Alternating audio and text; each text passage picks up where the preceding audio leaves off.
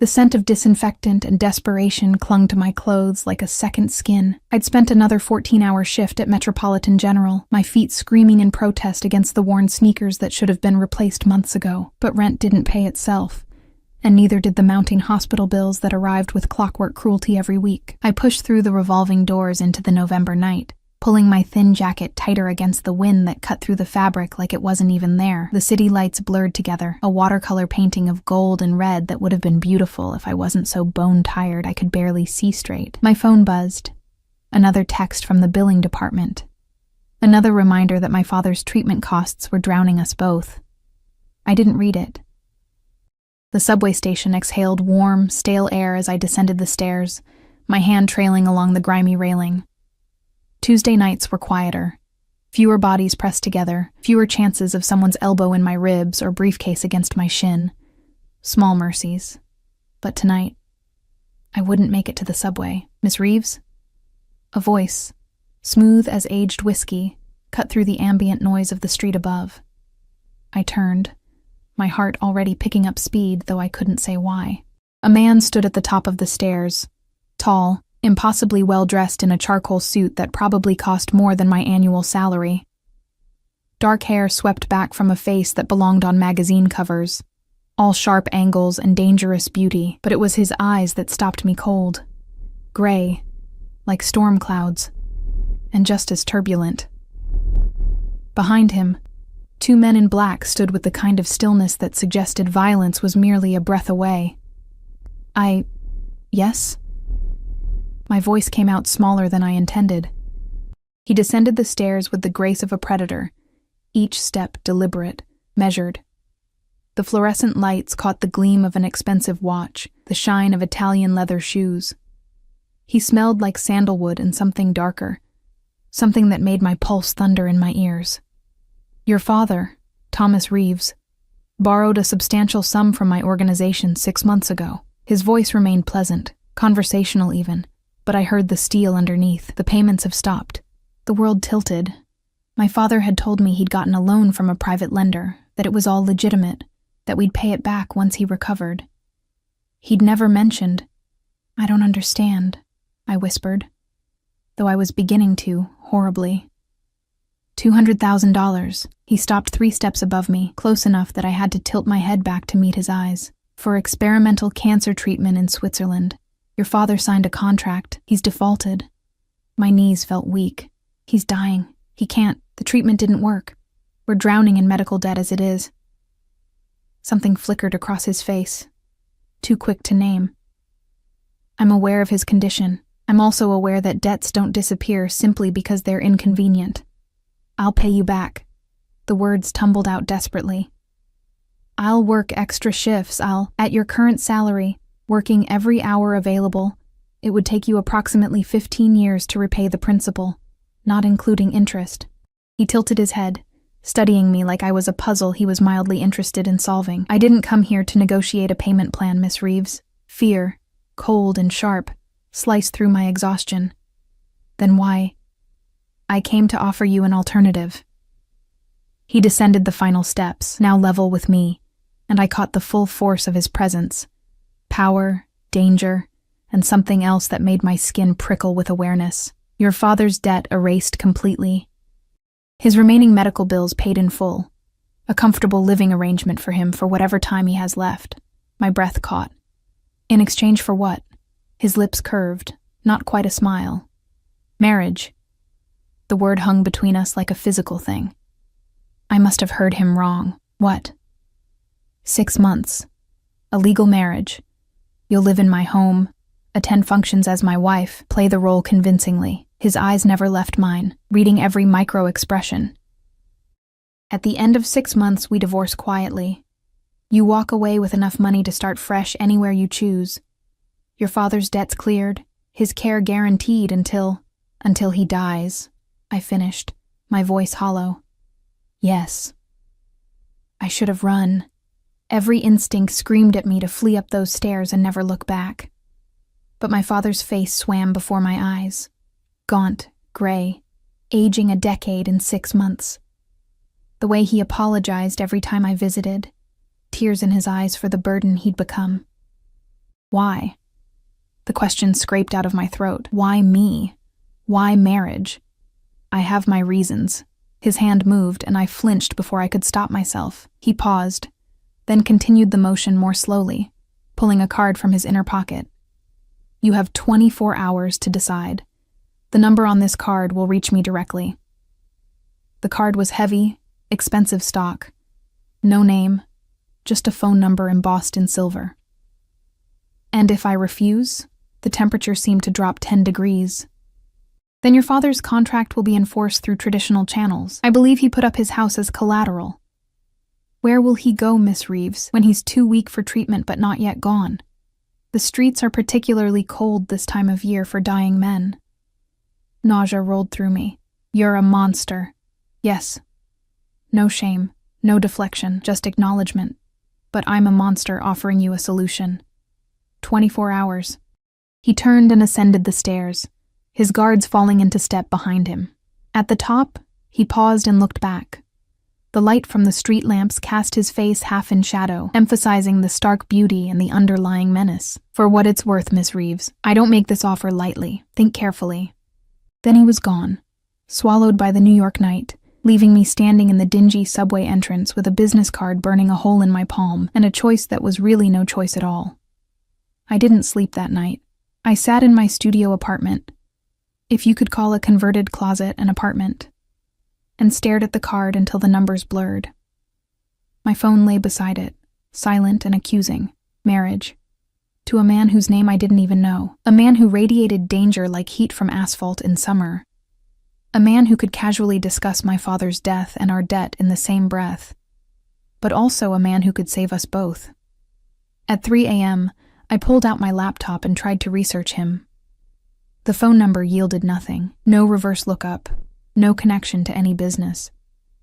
It was as if he existed in a space the internet couldn't touch, which told me everything I needed to know about what he was. Mafia. Organized crime. The kind of people my father had somehow gotten tangled with in his desperation to live. I thought about calling the police. The thought died as quickly as it formed. What would I tell them? A man offered to pay my father's debts in exchange for a temporary marriage? That wasn't illegal. Immoral, maybe. Certainly suspicious, but not criminal on its face. And if I involved the authorities, my father would lose everything anyway. Dawn broke gray and cold, matching my mood. I showered, dressed in my only nice outfit, a navy dress I'd bought for job interviews 3 years ago, and called in sick to work.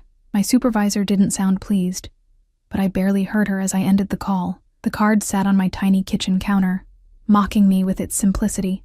I picked up my phone, put it down, picked it up again. My father's voice echoed in my memory from my last visit. I'm sorry, sweetheart. I'm so sorry for all of this. You should be living your life, not watching me die. My thumb hovered over the numbers. 6 months. I could survive anything for 6 months. And then my father could die in peace, in comfort, without the weight of his failures crushing his final days. I dialed before I could change my mind. He answered on the first ring. Miss Reeves. Not a question. He'd been expecting my call. I have conditions. My voice shook, but I forced steel into it. I'm listening. I want everything in writing. The debt forgiveness, the medical care, the money at the end, legal contracts. Of course. I want to see my father whenever I choose. Reasonable. And I want to know your name. A pause. Longer this time. Then Dante Moretti. The name sent ice through my veins. I'd heard it whispered in the hospital, seen it in news articles about unsolved crimes and federal investigations that went nowhere. The Moretti family controlled half the city's underground, and Dante Moretti was their youngest don in history. I'd just agreed to marry one of the most dangerous men in New York. There's a car waiting outside your building, he continued, as if he hadn't just confirmed my worst fears. It will bring you to my attorney's office. We'll sign the papers this morning. This morning? I moved to the window, pulled back the curtain. Sure enough, a black Mercedes idled at the curb, so out of place on my shabby street it might as well have been a spaceship. I don't believe in unnecessary delays. His tone shifted, became something almost gentle. And your father's medications run out today, I believe. Time is rather essential. He'd researched me, knew my schedule, my father's treatment plan, probably my bank balance and credit score too. The violation of it should have angered me. Instead, I just felt tired. "I'll be down in 10 minutes. Emma." The use of my first name jolted through me. "You're making the right choice." The line went dead before I could respond, leaving me to wonder if he actually believed that or if he was simply very good at lying. The leather seats of the Mercedes were softer than my bed. I sat rigid against them, hands clasped in my lap, watching the city blur past tinted windows that turned the morning gray into something darker, more ominous. The driver hadn't spoken beyond a polite greeting, his eyes hidden behind sunglasses despite the overcast sky. I wondered if he was armed. I wondered if I cared. The attorney's office occupied the top 3 floors of a building in Midtown that screamed old money and older secrets. The elevator was all brass and mirrors, and I avoided looking at my reflection. The girl staring back looked like a stranger playing dress-up in a world where she didn't belong. Dante was waiting in a conference room that could have held my entire apartment twice over. Floor-to-ceiling windows offered a view of the city I'd never seen from this height. Sprawling, glittering, indifferent to the lives being bartered within these walls. He stood when I entered, and I noticed the details I'd missed in the subway's harsh light, a thin scar along his jawline, barely visible. The way he moved with absolute economy, no wasted motion. The expensive watch that probably cost more than my father's entire debt. And those eyes. God. Those eyes that seemed to catalog every nervous breath I took. "Emma." He gestured to a chair across from him. "Thank you for coming." As if I'd had a choice. An older man sat at the head of the table, silver-haired and sharp-eyed behind wire-rimmed glasses. "Miss Reeves, I'm James Aldrich. I'll be handling the legal documentation for this arrangement." Arrangement. I tasted the word, found it bitter. "Is that what we're calling it?" Dante's mouth quirked. "What would you prefer? Transaction, agreement, marriage of convenience?" "Any of those would be more honest than pretending this is normal." "I never claimed it was normal." He sat, the motion fluid and controlled. "But it will be legal, binding, and beneficial to both parties. Shall we begin?" The next hour passed in a blur of legal terminology I barely understood. Aldrich explained each document with the detached precision of a man who'd done this before, and that thought alone made my skin crawl. How many women had sat in this chair before me? How many desperate souls had Dante Moretti collected? But the contracts were thorough, ironclad even. My father's debt, $200,000 plus accumulated interest, totaling $247,000, would be forgiven upon my signature. His medical care, including hospice when the time came, fully funded. A stipend of $5,000 monthly for my personal expenses during the marriage, and at the end of 6 months, assuming I fulfilled my obligations, a lump sum of $500,000. My obligations. I looked up from the papers. What exactly does that entail? Dante leaned back in his chair, steepling his fingers. "You'll live in my home, attend social functions as my wife, maintain the appearance of a legitimate marriage in public. And in private?" Something flickered in those gray eyes. "You'll have your own suite. I won't touch you unless absolutely necessary for appearances, a hand on your back, dancing at events, that sort of thing. Your physical autonomy is guaranteed." Relief and something else, something I didn't want to examine, washed through me. Why? Why go through all this? You could have any woman you wanted, but I don't want any woman. He leaned forward, elbows on the mahogany table. "I want a wife who understands this is business. No emotional complications, no romantic delusions. Someone who will play the role and walk away clean. Someone desperate enough not to ask too many questions," I added quietly. That too. At least he didn't insult me by denying it. Aldrich cleared his throat. "There are additional clauses regarding discretion. You may not discuss the nature of this arrangement with anyone, including your father. As far as the world is concerned, this is a genuine marriage. You want me to lie to my dying father. I want you to give him peace." Dante's voice remained level, but I heard something underneath, not quite sympathy, but close. "Would you rather tell him his daughter sold herself to clear his debts? Or let him believe you found someone who cares for you?" The cruelty of the choice stole my breath. But he was right, damn him. My father's guilt was already eating him alive. This would destroy what remained. Fine. I grabbed the pen Aldrich offered. Where do I sign? Emma? Dante's hand covered mine, stopping the pen's descent. His skin was warm, calloused in unexpected places. The hands of someone who did more than sign papers and issue orders. Once you sign, there's no backing out. 6 months, no matter what happens. Are you certain? I met his eyes. Those storm cloud eyes that held secrets I probably didn't want to know. Are you trying to give me an out? That doesn't seem very mob boss of you. I'm trying to ensure you understand what you're agreeing to. He released my hand, leaving a warm imprint that lingered. My world isn't safe, Emma. It's not kind. And once you're my wife, even temporarily, you'll be part of it. People will watch you, judge you. Some will try to use you against me. Are you trying to scare me? I'm trying to be honest. He stood, walked to the windows, hands in his pockets. Against the backdrop of the city, he looked like a king surveying his domain. I have enemies, dangerous ones. As my wife, you'll have protection. Constant, invasive protection. But you'll also have a target on your back. My hand trembled. I set down the pen. Maybe you should have led with that. Would it have changed your decision? I thought of my father, of the bills, of the house he'd already lost in everything but paperwork. No. Then there's your answer. He turned back to face me. Sign the papers, Emma. Save your father. Survive 6 months in my world. Then walk away and never look back. I signed. My hand moved across page after page, my signature appearing again and again until it stopped looking like my name and started looking like a surrender. Aldrich witnessed each one, his expression never changing, as if women didn't sell themselves in his office every day. When it was done, Dante signed his own name beside mine. His signature was bold, aggressive, the kind of handwriting that demanded attention. The ceremony will be tomorrow, Aldrich said, gathering the papers. City Hall, 2 p.m. Small, private, legally binding. Tomorrow? I stared at Dante. That's efficient. He buttoned his suit jacket. Your father's medications will be delivered this afternoon. I've arranged for a private nurse to begin this evening, and your belongings will be moved to my home tonight. I haven't even packed. It's being handled. The casual way he commandeered my life should have sparked anger. Instead, I just felt numb. Do you always move this fast? When something is important, yes. He gestured toward the door.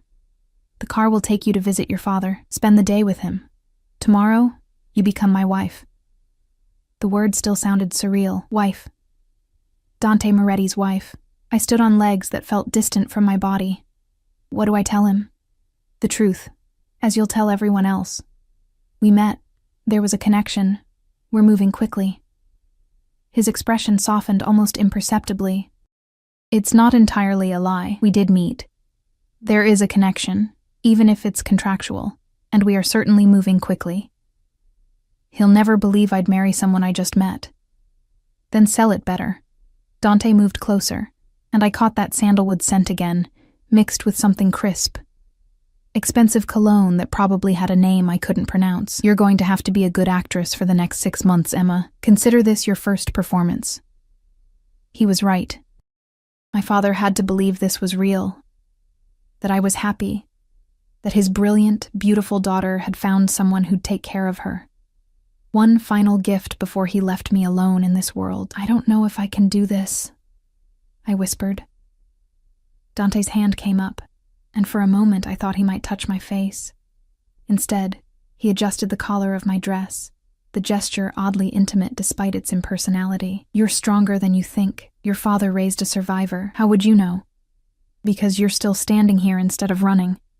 Because you signed those papers knowing exactly what they meant. Because you're willing to walk into my world to save someone you love. His hand dropped.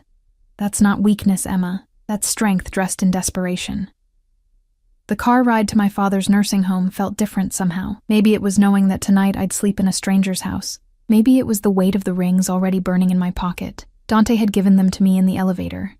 2 platinum bands that looked deceptively simple, but probably cost more than most people's cars. Temporary, he'd said, but convincing. The nursing home smelled like industrial cleaner and gradual dying.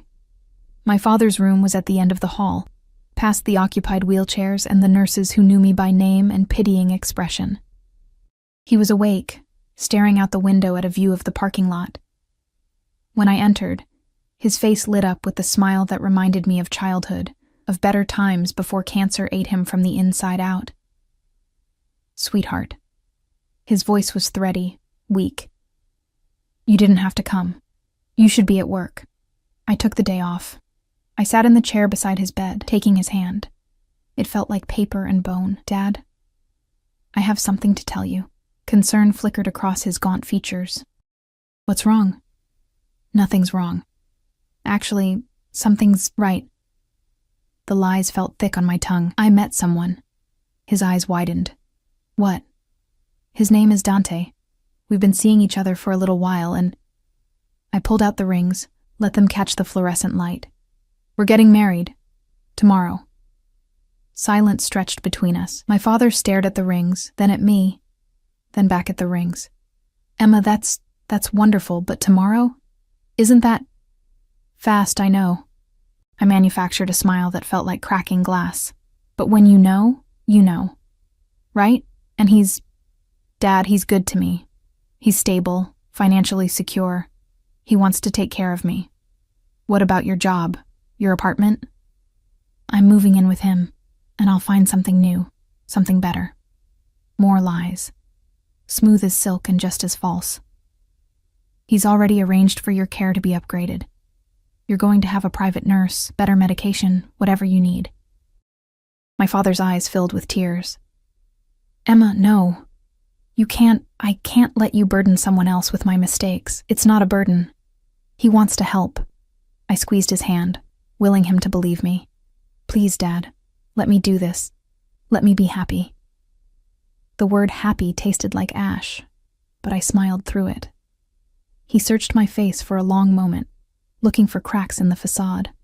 I held steady, channeling every acting lesson I'd never taken, every lie I'd never told. Finally, he smiled. Tremulous, hopeful, heartbreaking. "If he makes you happy, sweetheart, then I'm happy. I just wish your mother could have been here to see this." Guilt crashed over me in waves. My mother, dead 3 years from the same disease now killing my father, would have seen through this charade in seconds. She would have known, would have fought, would have found another way. But my mother was gone, and I was drowning, and Dante Moretti had thrown me a rope made of lies and contracts. So I lied to my dying father and told him I was in love. The Moretti estate wasn't what I expected.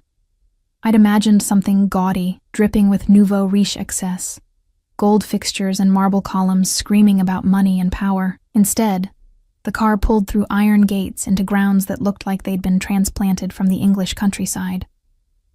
Ancient trees lined the drive, their bare November branches creating a tunnel that filtered the afternoon light into something softer, almost ethereal.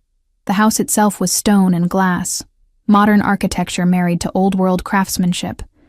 It shouldn't have worked, but somehow it did. Elegant, understated, and utterly intimidating. "Home, sweet home," I muttered, and the driver's eyes crinkled in what might have been amusement in the rearview mirror. Dante stood at the top of the stone steps leading to the entrance, flanked by those ever-present guards. He'd changed from the suit into dark slacks and a charcoal sweater that made his eyes look even more stormy. His hands were in his pockets, posture relaxed, but I was learning to read the tension underneath. The way he tracked my exit from the car, the slight tilt of his head as he assessed something I couldn't see. "What do you think?" he asked as I climbed the steps, my worn sneakers looking absurd against the pristine stone. "I think I'm severely underdressed for my own prison." His mouth twitched. "It's not a prison, Emma. There are no locks on your doors, no bars on your windows. Just armed guards at the gate. For protection, not imprisonment. There's a difference, is there?" I stopped at the top, level with him. Up close, I could see the faint shadow of stubble along his jaw, the tiny lines at the corners of his eyes that suggested he was older than he looked. Late 20s? Maybe early 30s. Young for a mafia don, young for someone with so much blood on his hands. "Yes." He moved aside, gesturing toward the entrance. Come, I'll show you your quarters. The interior matched the exterior, understated luxury that whispered rather than shouted.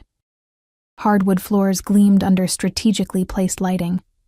Art that looked museum quality hung on walls painted in soothing neutrals. A massive staircase curved upward, its banister a work of wrought iron artistry. 18 bedrooms, 12 bathrooms, a library, gym, pool, and various other spaces you'll discover as you explore, Dante said, leading me up the stairs. His hand hovered near my lower back but didn't touch, and I couldn't decide if I was relieved or disappointed. The staff knows you're coming. They've been instructed to give you privacy, but provide anything you need. Staff. Of course there was staff. How many people work here? In the house? 8 full-time. Security operates on shifts, so that number varies. He glanced back at me. They're discreet. You'll barely notice them. We reached the second floor, and he guided me down a hallway lined with closed doors. At the end, he pushed open double doors to reveal a suite that made my entire apartment look like a shoebox. The main room was done in creams and soft grays, with floor-to-ceiling windows overlooking the grounds. A sitting area held furniture that looked like it belonged in a boutique hotel. Through an archway, I glimpsed a bedroom, with a bed large enough to sleep 4 people comfortably. Your bathroom is through there, Dante pointed. Walk-in closet beside it. Your belongings have been unpacked, though I took the liberty of having additional items delivered. You'll need appropriate clothing for the functions we'll attend. I walked to the windows, pressing my palm against the cold glass.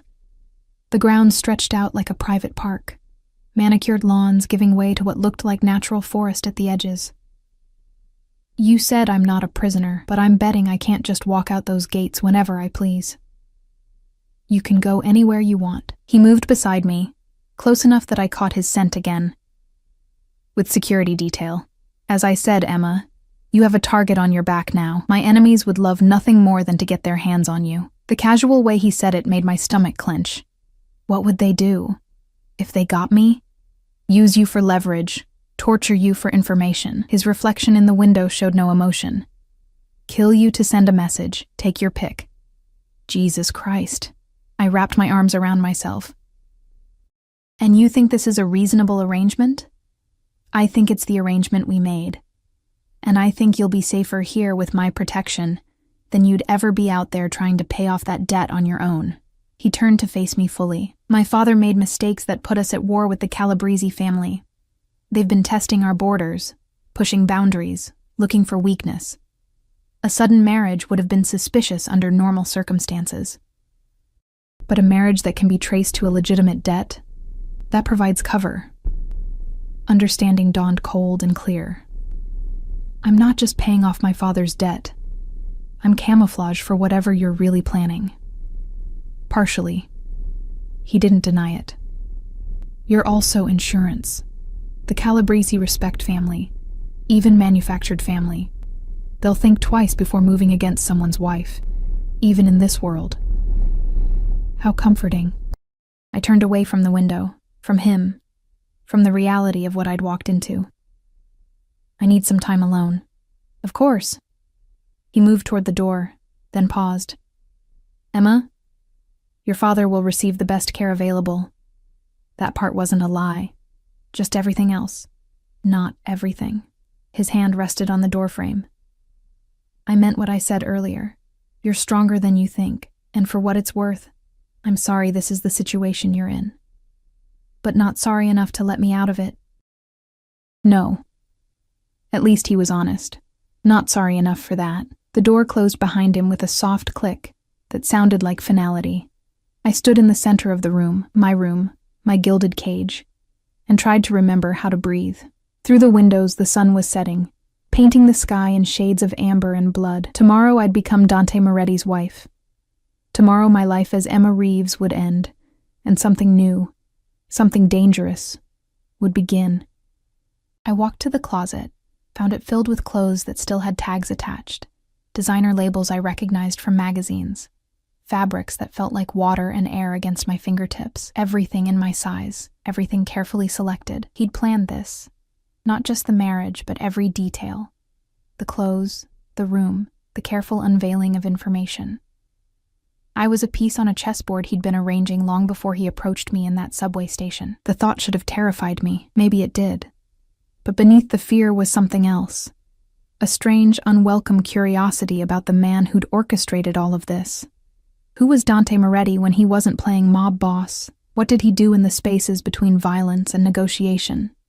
Did he sleep easily, or did ghosts keep him company in the dark? A knock interrupted my spiraling thoughts.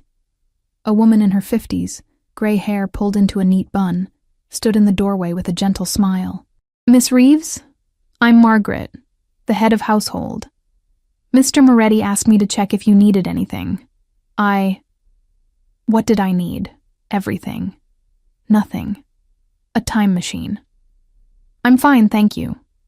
Dinner will be served at 7 in the main dining room, though Mr. Moretti mentioned you might prefer a tray here tonight." Her eyes were kind, understanding without prying. First days can be overwhelming. Here would be better. I wasn't ready to sit across a table from him, to make small talk while pretending this was normal. "Of course. I'll have something sent up." She hesitated. "If I may, Miss Reeves, Mr. Moretti is a good man, despite what the world thinks. He'll take care of you." The words hung in the air after she left. A good man. Could someone who trafficked in violence and fear be good? Could someone who'd essentially bought me be anything other than a monster dressed in expensive suits? But he'd also saved my father. Had given me an escape route, even if it came with strings attached. Had warned me of the dangers, hadn't lied about what I was walking into. Gray areas. Everything in Dante Moretti's world seemed to exist in shades of gray. Dinner arrived on a tray that probably cost more than my monthly rent. Delicate china, silver utensils, food arranged like artwork. I ate mechanically, tasting nothing, while the sky outside deepened to indigo. My phone buzzed. A text from my father. "So happy for you, sweetheart. Get some rest.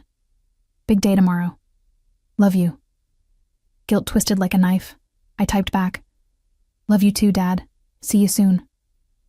More lies. He thought I'd found love. He thought his daughter was safe, cared for, happy. He'd die believing I'd found my fairy tale ending. Another text. This one from an unknown number. "The ceremony is at 2 p.m. Car will collect you at 1:30. Dress is in your closet. 3rd door from the left. Sleep well. D." I found the dress where he'd indicated. It wasn't white. That would have been too mockingly bridal. Instead, it was champagne silk. Simple and elegant, with a neckline that was modest but flattering. The kind of dress a woman might wear to a tasteful civil ceremony. Shoes to match sat beside it. Jewelry, too. Pearl earrings and a delicate bracelet that looked antique. He'd thought of everything. Controlled everything. Even my wedding outfit had been selected by him. I should have been furious.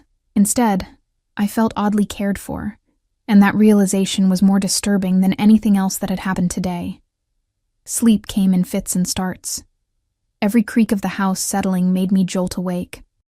Every shadow seemed to hold watchers, though rationally I knew the security was outside, not in. The bed was comfortable, too comfortable, like sleeping on a cloud.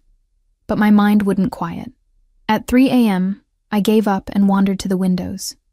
The grounds were lit by strategically placed lights that created pools of illumination in the darkness. I counted 4 guards patrolling the visible areas. Probably more I couldn't see. This was my life now. Protected prisoner. Trophy wife. A pawn in a game I didn't understand. The knock on my door the next morning came at 10. Margaret, bringing breakfast and the news that a stylist would arrive at noon to help me prepare. "Mr. Moretti thought you might want assistance," she said, setting the tray on the small table near the windows. "But if you'd prefer privacy, I can send her away." "No, it's..." I pushed hair out of my face. "It's fine. Thank you." The stylist was a rail-thin woman named Giselle, who spoke very little, but worked efficiently. She did my hair in soft waves, my makeup subtle but polished. When she held up the mirror, I barely recognized the woman staring back. Elegant, composed, the kind of woman who might actually marry a man like Dante Moretti. "Beautiful," Giselle said in accented English. "He will be very pleased." The dress fit perfectly, hugging curves I didn't know I had, the silk cool and sensual against my skin. The shoes added 3 inches to my height. The jewelry completed the transformation. I looked like I belonged in this world of wealth and danger. I looked like someone else entirely. At 1:30 precisely, Margaret knocked to tell me the car was ready. I took one last look in the mirror, searching for Emma Reeves, the tired nurse with worn sneakers and mounting debt. She was gone. In her place stood Dante Moretti's bride. The drive to City Hall felt like traveling to my own execution. The guards, two in front, one beside me and back, said nothing. Outside the windows, the city moved on, oblivious to the girl selling herself to save her father. Dante waited at the courthouse entrance, devastating in a charcoal suit that probably cost more than some cars. When he saw me, something flickered across his face: surprise, appreciation, something darker that made my pulse spike. "Emma." He took my hand, his grip warm and firm. "You look beautiful." I look like someone else. Maybe that's not a bad thing. He tucked my hand into the crook of his arm. "Ready?" "No." "Good. Neither am I." The admission surprised me, but we're going to do this anyway. The ceremony was clinical, brief, utterly devoid of romance. The judge was clearly used to these transactions, reading the words with practiced efficiency, witnessing our signatures, pronouncing us married with all the enthusiasm of someone filing paperwork.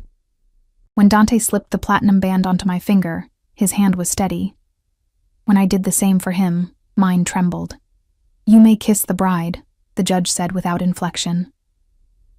Dante's hand cupped my face, thumb brushing my cheekbone. His eyes searched mine for something. Permission, maybe, or understanding. Then he kissed me.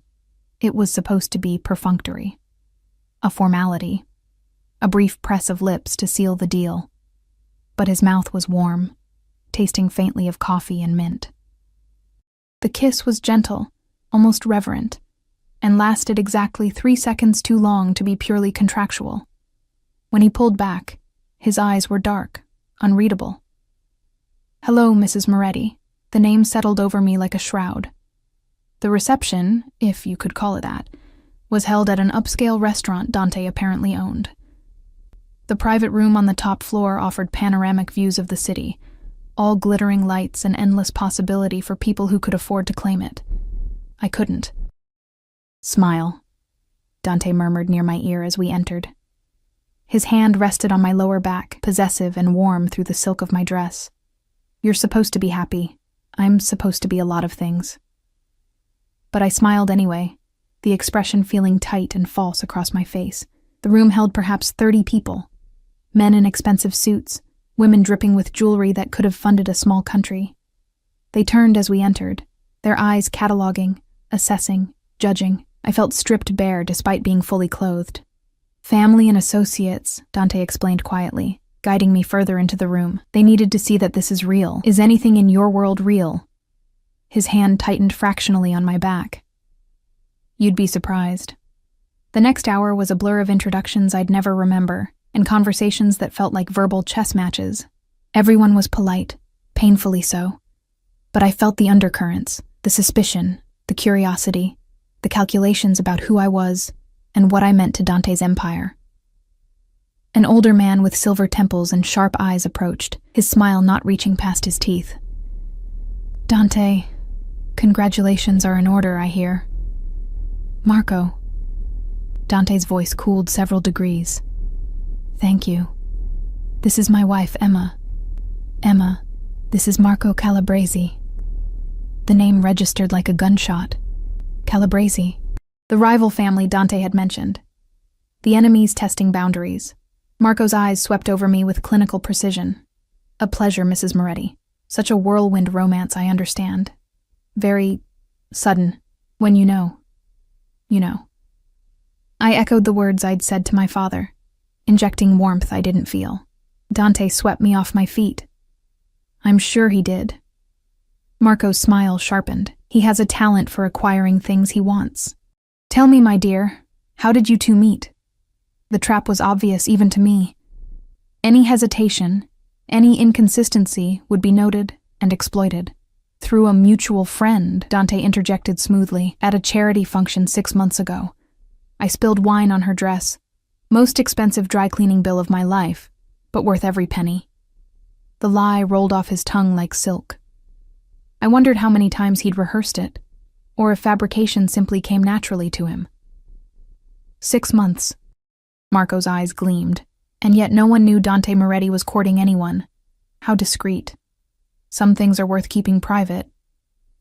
Dante's hand moved to my waist, pulling me closer against his side. The gesture looked affectionate, protective, but I felt the steel underneath, a warning to Marco, a reminder to me, at least until they become permanent. Indeed. Marco raised his glass in a mock toast. To permanence, then. May your marriage be as enduring as it is convenient. He walked away, leaving the implication hanging like smoke. That was subtle, I muttered once he was out of earshot. Marco doesn't do subtle. He does calculated provocations disguised as pleasantries. Dante guided me toward the windows, away from the crowd. He's testing, seeing if you'll crack under pressure. And if I do? Then he'll know this marriage is exactly what he suspects, a strategic move, which means he'll look harder at what I'm really planning. His reflection in the glass was dark, intense. So you can't crack, Emma. Not here, not in front of any of them. No pressure, then. I have faith in you. He turned me to face him, hands on my shoulders. To anyone watching, it would look intimate, romantic. You've already fooled your father, fooled the judge. These people are just more of the same. Except these people will kill me if they figure out I'm lying. They'll try. His hands tightened, not painfully but firmly, and they'll fail. Because I won't let anyone touch you. Do you understand me, Emma? You're mine now. That means something in this world. The possessiveness in his voice should have frightened me. Instead, it sent heat curling through my stomach, unwelcome and confusing. I'm not yours, I whispered. I'm contracted to you. There's a difference. Is there? His thumb traced my collarbone, the touch feather-light and devastating. Because from where I'm standing, you're wearing my ring, you bear my name, and you're under my protection. Sounds like mine to me. Before I could respond, a woman glided over, stunning, with dark hair and darker eyes, poured into a red dress that left little to the imagination. She kissed Dante on both cheeks, familiar and possessive. Dante, darling. Congratulations. Her accent was Italian, her smile razor sharp, though I must admit, I'm surprised. I thought you'd sworn off marriage after... Adriana. The name came out clipped. This is Emma, my wife. Emma, Adriana Santoro, an old friend. The way Adriana looked at me suggested friend was a generous term. How lovely. Tell me, Emma, what do you do? Before you became Mrs. Moretti, I mean. I was a nurse. I lifted my chin, refusing to be intimidated by her beauty or her obvious history with Dante.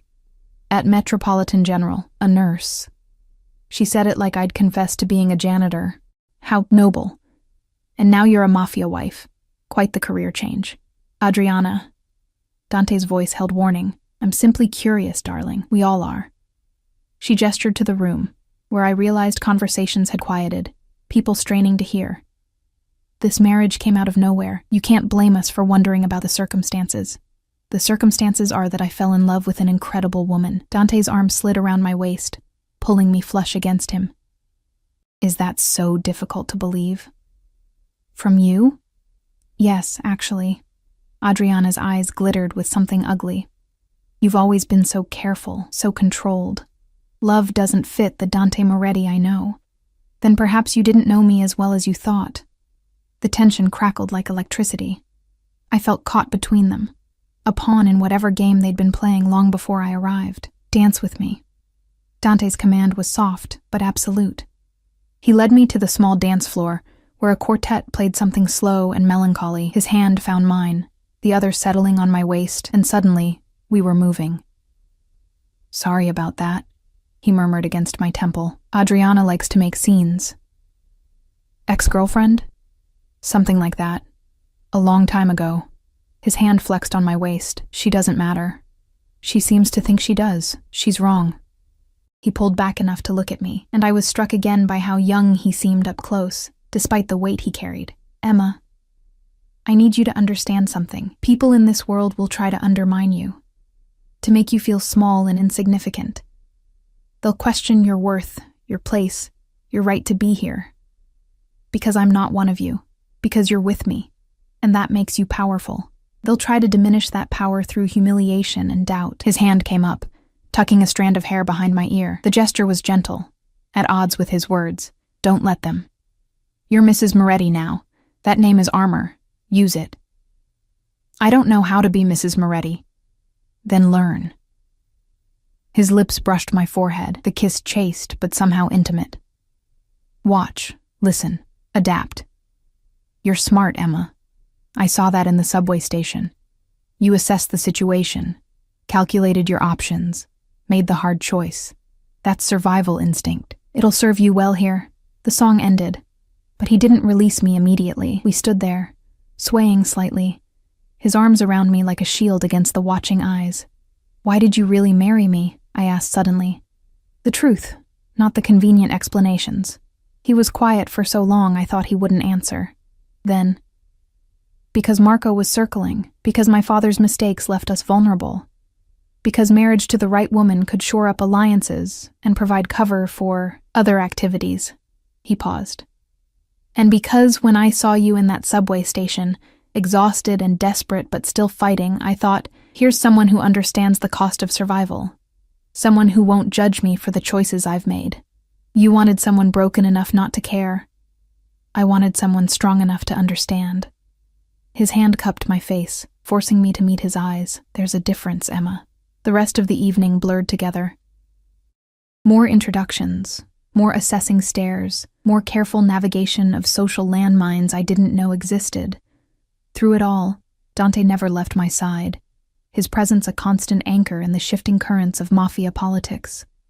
When we finally left, exhaustion hit me like a physical blow.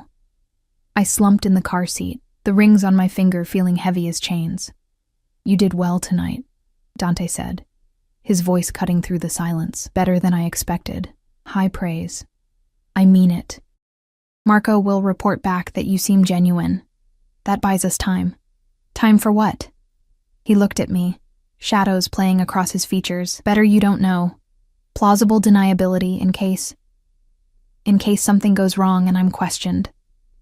Understanding settled like ice in my stomach. You're protecting yourself. I'm protecting both of us. He reached over, took my hand. The touch should have felt clinical, but his thumb traced circles on my palm that sent shivers up my arm. The less you know about my business, the safer you are. Trust me on this. We pulled through the gates, the house rising before us like something from a Gothic novel. Inside, the staff had apparently gone to bed. Only dim lighting marked our path up the stairs. At my door, Dante paused. Get some rest.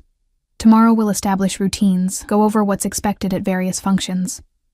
More acting lessons, if you want to call it that. He leaned against the door frame, and for a moment he looked almost vulnerable. Tired. Human, Emma. Thank you. For today, I know it wasn't what you wanted. Neither was my father dying or drowning in debt. Life rarely is what we want. No. Something flickered in his eyes. Recognition, maybe, or shared pain.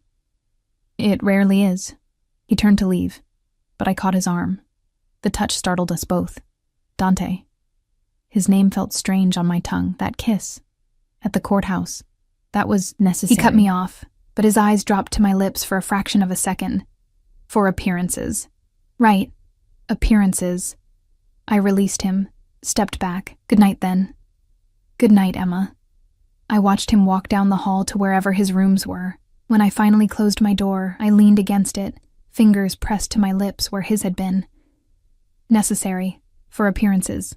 Nothing more. So why did it still linger, hours later, as I lay in bed staring at the ceiling? Why could I still feel the warmth of his hand on my waist, the gentle way he'd touched my face, the possession in his voice when he'd called me his?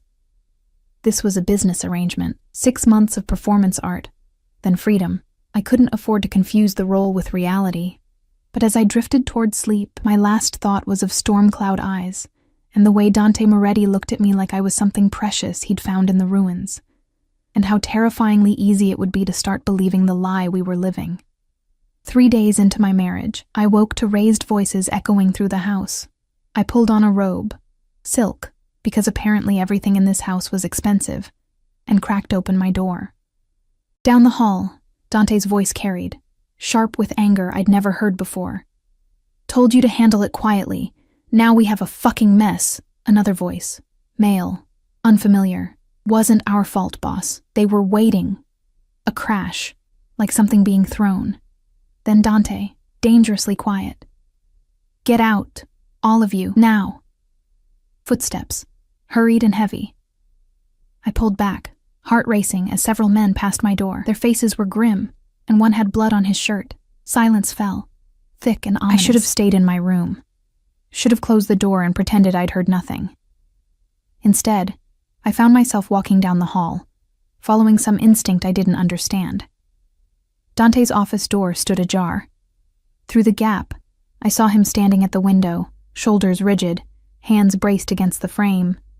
His shirt was untucked, sleeves rolled up, and there was something in his posture that spoke of barely controlled rage. You should be sleeping. He didn't turn around. Hard to sleep through World War III. I pushed the door open wider. What happened? Nothing that concerns you. We're married. Everything concerns me now, doesn't it? Appearances and all that. He turned then, and I saw the exhaustion carved into his features. He looked older suddenly, the weight of his world visible in ways he usually hid. One of my shipments was intercepted. 3 men dead, 2 wounded. The Calabresi are getting bolder. I'm sorry. Don't be. This is my world, Emma. Violence, death, consequences. He poured himself a drink. Whiskey, amber, and sharp. This is what you married into. I know what I married into. I moved closer. Drawn by something I couldn't name. Doesn't mean I can't be sorry people died. He laughed, the sound bitter. You're too good for this. Too soft. Maybe, or maybe I'm exactly what you need. Someone who reminds you that empathy still exists. Our eyes met across the space. Something shifted in that moment. Some invisible line blurring. Why did you come out here? He asked quietly. You could have stayed in your room, stayed safe. I don't know. And I didn't. I heard you and I wanted to make sure you were okay. I'm fine. You're not. You're standing in your office at 3 a.m., drinking alone, after losing men. I crossed the final distance between us. That's not fine, Dante. What do you want me to say? His voice cracked slightly. That it gets to me? That I lie awake wondering if there was something I could have done differently? That the weight of every death sits on my shoulders like stones? Yes. I reached out, my hand hovering near his arm. Say that. Be human for 5 minutes. He stared at my hand, then at me. Then he did something that shocked us both. He pulled me into his arms, his face buried in my hair, his body shaking with silent, furious grief. I held him, this dangerous man who'd bought me with contracts and money, and felt the walls between us crack just a little. The morning after Dante broke in my arms, everything changed. I woke to find a note slipped under my door, his handwriting bold and decisive across expensive cardstock. Breakfast on the terrace. We need to talk. D. The terrace was a flagstone expanse overlooking the gardens, warmed by outdoor heaters that fought against the December chill. Dante sat at a wrought iron table, coffee steaming in front of him, looking like he'd already been awake for hours. He'd shaved, dressed in dark slacks and a cream sweater, and if not for the shadows under his eyes, I might have thought last night had been a dream. Good morning? He stood as I approached, pulling out a chair. The courtesy felt strange, intimate in a way our staged interactions at the reception hadn't been. Morning. I sat, accepting the coffee a silent staff member poured. You wanted to talk? About last night. He waited until we were alone again. I shouldn't have. That wasn't appropriate. You're not here to be my therapist. I'm here to be your wife. Even a fake wife is supposed to care when her husband is hurting. The words came out softer than I intended. His fingers tightened around his cup.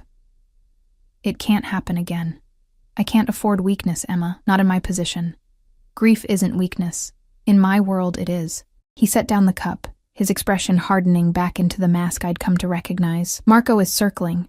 The Calabresi are making moves. If they sense any vulnerability, they'll strike, which means I need to be invincible. I leaned forward. Dante, you're human. Pretending otherwise won't change that. Human gets you killed, but something in his eyes softened. You're different from what I expected. What did you expect? Someone who'd take the money and keep her head down. Someone who wouldn't ask questions or notice things they shouldn't. He studied me over the rim of his cup.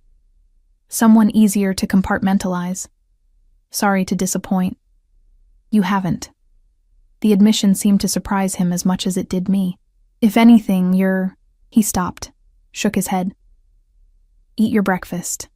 We have an event tonight. Gallery opening. Very public. Lots of press. You'll need to look perfect. The subject change was obvious, but I let it go. For now.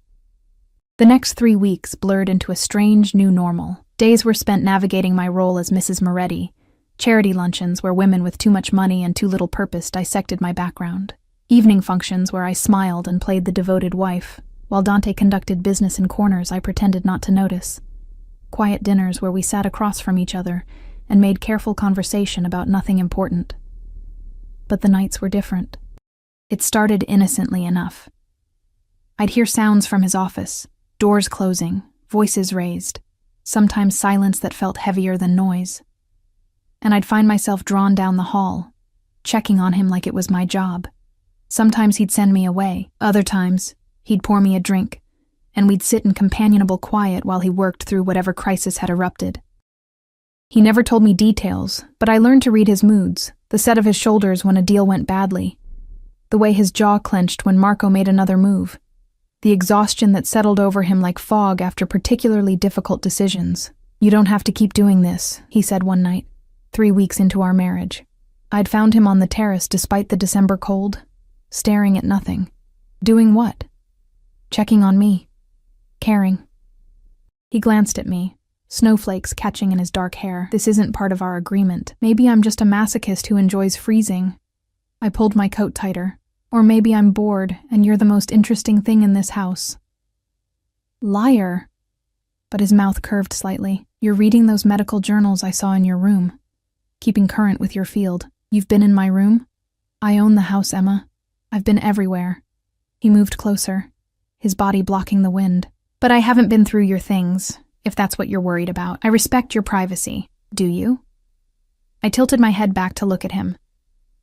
Because sometimes I feel like you see right through me. Like you know exactly what I'm thinking. Then you know how I feel every time you look at me like that. Like what?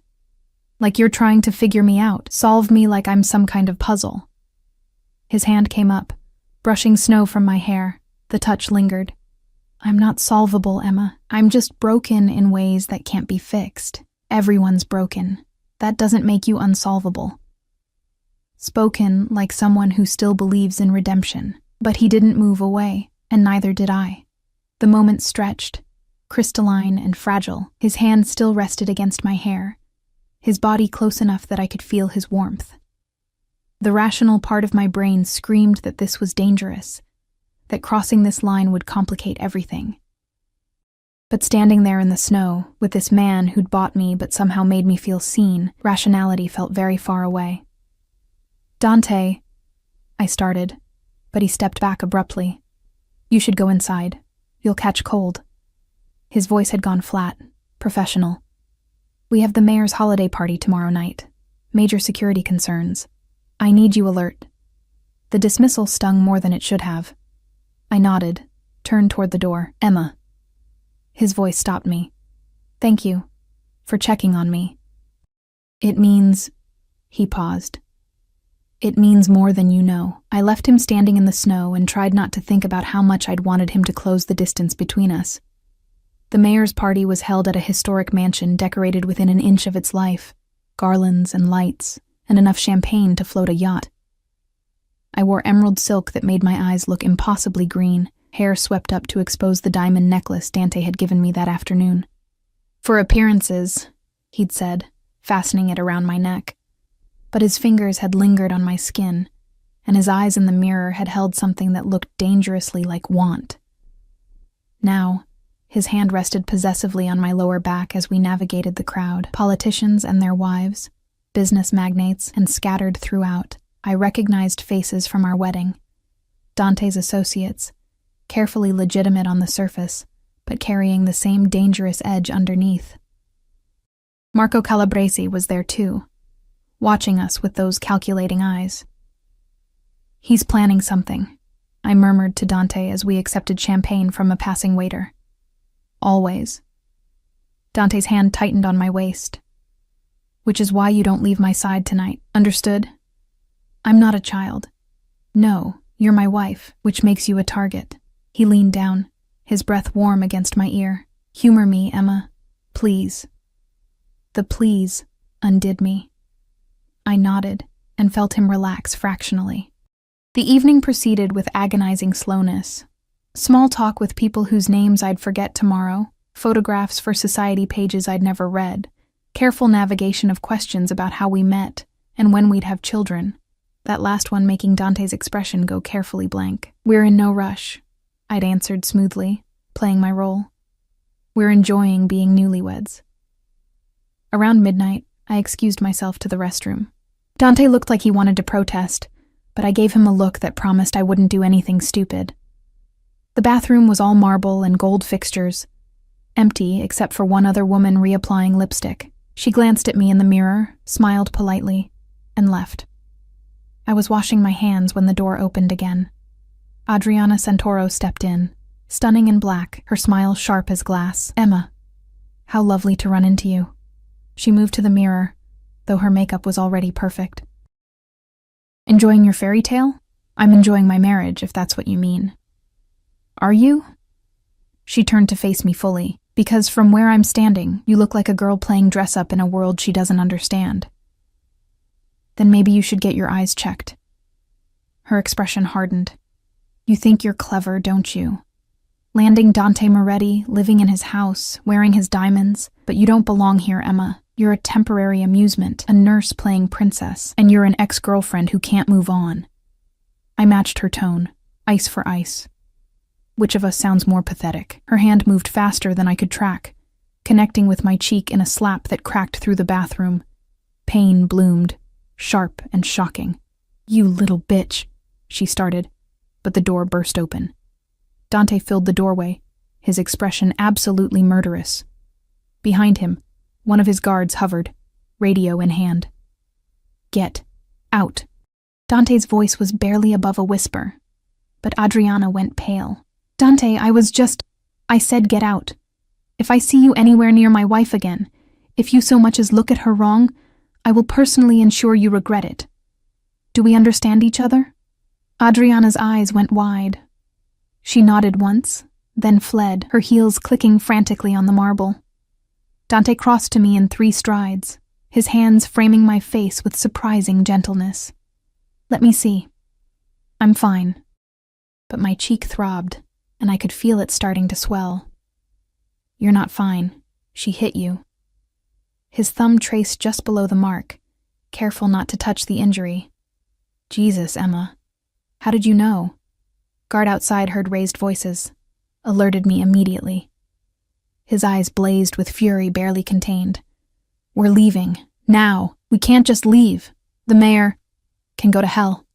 He took my hand, pulling me toward the door.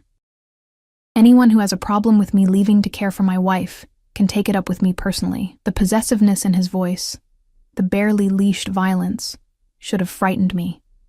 Instead, something warm unfurled in my chest. He didn't let go of my hand the entire way to the car, through the drive home, up the stairs to my room. Only when we were inside, door closed against the world, did he release me. "Sit." He gestured to the bed, disappearing into my bathroom. He returned with ice wrapped in a towel, sitting beside me and pressing it gently to my cheek. "Hold that." I held it, watching him.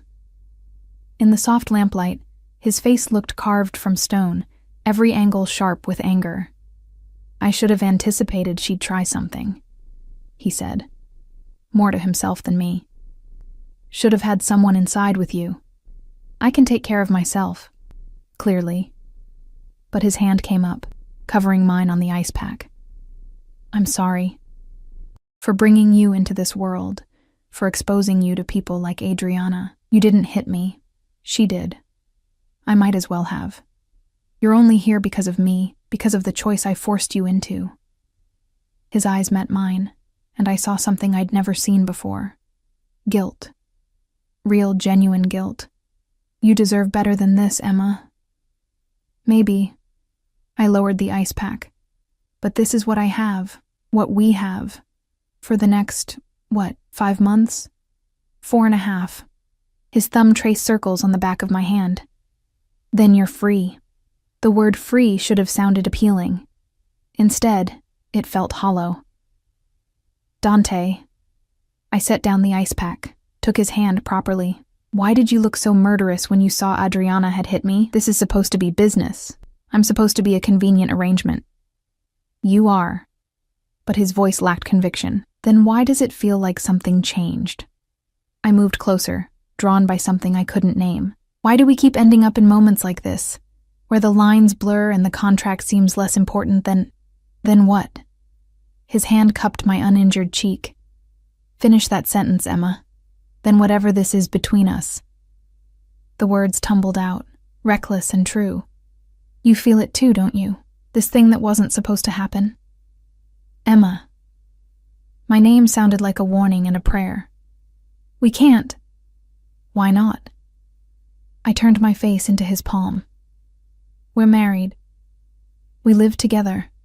We're already playing pretend. Why can't we? He kissed me. Not the perfunctory press of lips at our wedding, but a real kiss. Deep and desperate, and filled with weeks of tension building between us. His hand tangled in my hair, the other pulling me closer, and I went willingly, drowning in the taste of him. When we broke apart, both breathing hard, his forehead rested against mine. This is a terrible idea, he whispered. Probably. You're supposed to walk away from this unscathed. Adding feelings to the equation only makes it messier. Too late. I pulled back enough to meet his eyes. I'm already feeling things I shouldn't, have been for weeks. Emma, don't. I pressed my fingers to his lips. Don't tell me this is just the contract, or Stockholm Syndrome, or whatever rational explanation you've prepared. I know what I feel. I know this is reckless and probably stupid and definitely not part of the plan. But I'm tired of pretending, Dante. Tired of playing a role when what I want is right in front of me. His eyes searched mine, looking for doubt he wouldn't find. Then he kissed me again, softer this time, like I was something precious he was afraid to break. I never expected you, he said against my lips. Never expected to feel. He stopped, shook his head. You're supposed to be easy to let go of, and I'm not? No. The admission seemed torn from him. You're not. We sat there, foreheads touching, the moment crystallizing into something undeniable. Outside, snow began to fall again, but in this room, with his hands gentle on my face and my heart racing against my ribs, I felt warm for the first time since entering his world. What do we do now? I whispered. I don't know. His thumb traced my lower lip. But I know I don't want to let you go when the 6 months are up. The confession hung between us, brave and terrifying. Then don't. I kissed him again, pouring weeks of confusion and denial and unwanted feelings into it. The contract says 6 months. It doesn't say what happens after. Emma, my world, I know what your world is. I've been living in it. I pulled back, met his eyes steadily. And I'm still here, still choosing this, choosing you. Something in his expression cracked open. You're either very brave or very foolish. Maybe both. I smiled, felt it waver. But I'm choosing this anyway. Choosing us, if that's what you want. What I want, he laughed, the sound rough. I want to wake up with you in my arms. I want to stop pretending this marriage is just business. I want to keep you safe from Marco and Adriana and every other threat in my world, while also wanting to show you off as mine. His hand slid into my hair. I want things I have no right to want, Emma. Things that make me selfish and dangerous. Then be selfish. Be dangerous. With me. He kissed me again, and this time it felt like a beginning instead of a mistake. The next morning I woke in my bed, alone, but with evidence of the night before scattered around. My dress draped over a chair, his tie on the nightstand, the lingering scent of sandalwood on my sheets. We'd talked until dawn, kissing between confessions, mapping out what this meant for us. The contract would remain in place. Safer that way. More protection for both of us if things went wrong. But between us, privately, we'd acknowledged what was growing.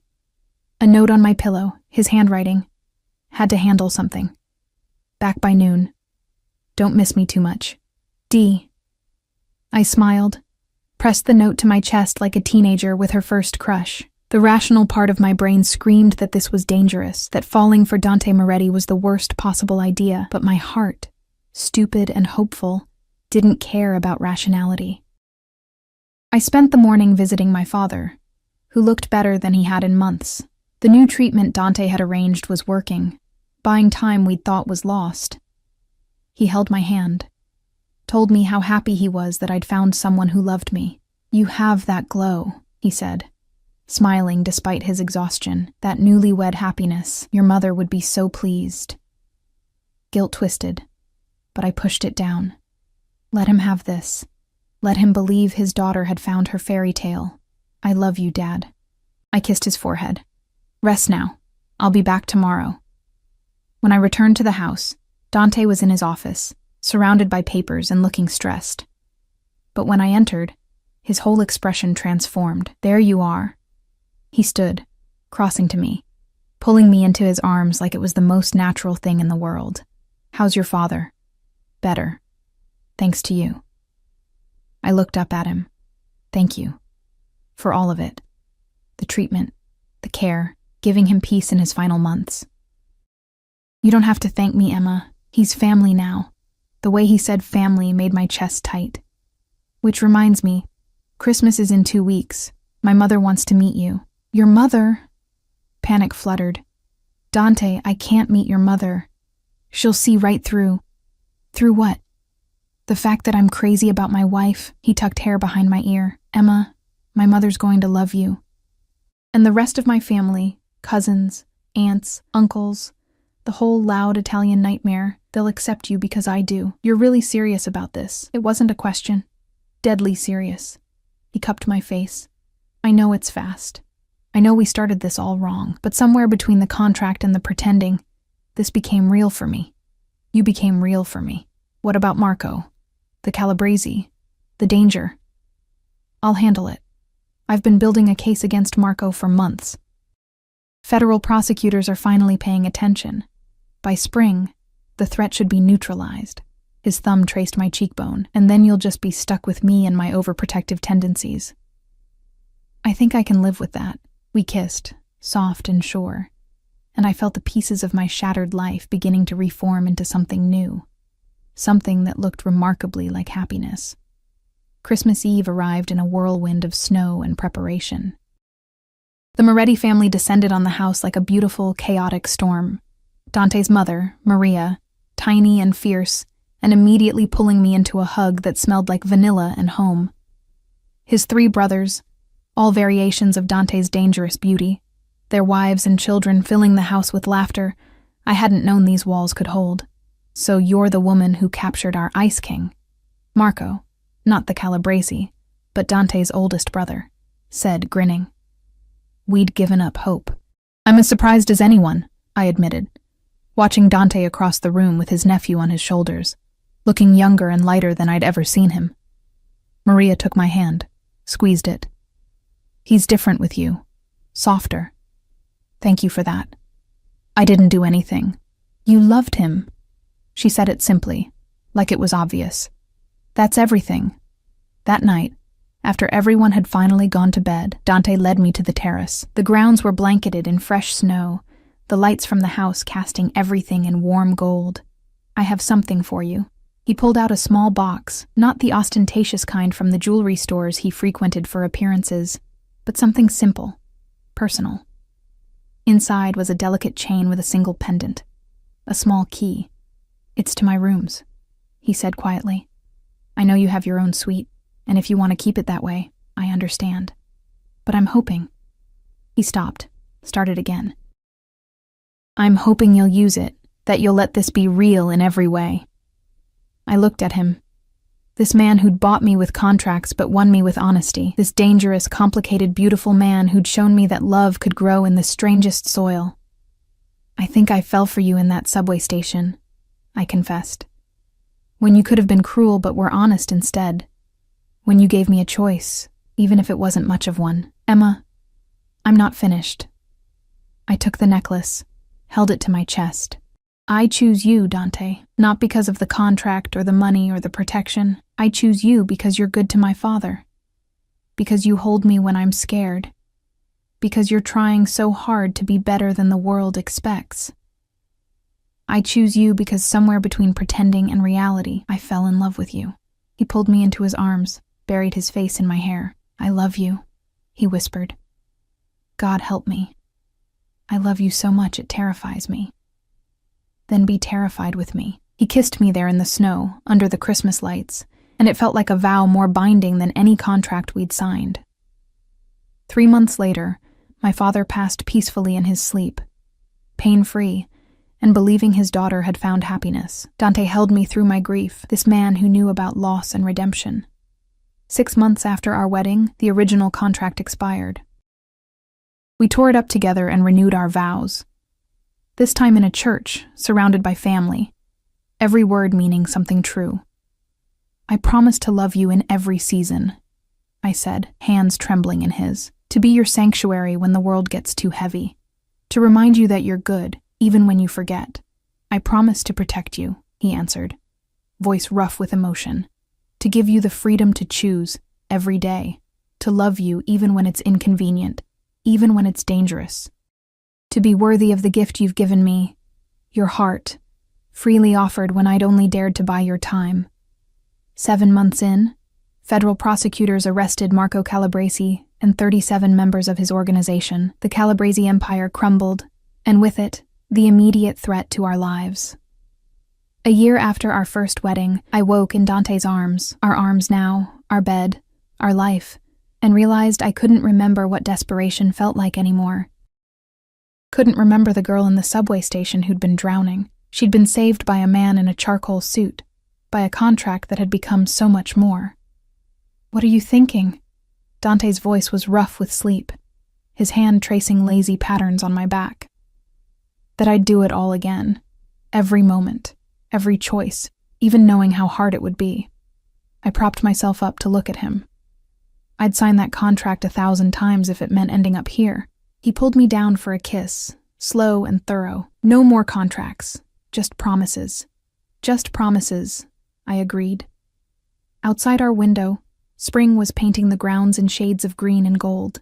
Inside, wrapped in expensive sheets with my complicated, beautiful husband. I'd never felt wealthier. I'd married the mafia boss in a deal to save my father. I'd expected survival. I'd expected performance art and counting down days until freedom. I'd never expected to fall in love, but standing at the intersection of desperation and salvation, I'd found something neither of us had planned for, a home in each other's arms, built on honesty and choice, and the courage to believe that even the strangest beginnings could lead to the most beautiful endings. The rings on our fingers no longer felt like chains. They felt like promises kept, futures chosen, and love that had bloomed in the most unlikely soil, fed by honesty, watered by tears, and growing stronger with every sunrise we faced together.